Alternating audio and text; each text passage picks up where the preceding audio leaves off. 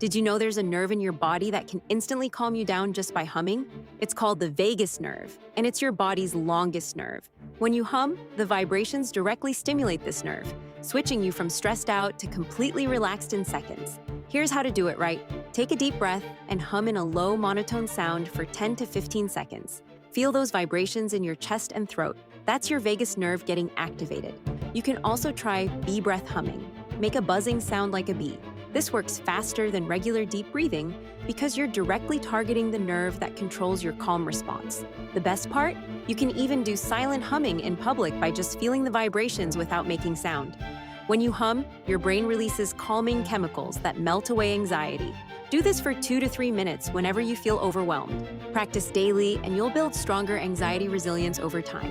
Try it right now and feel the instant calm.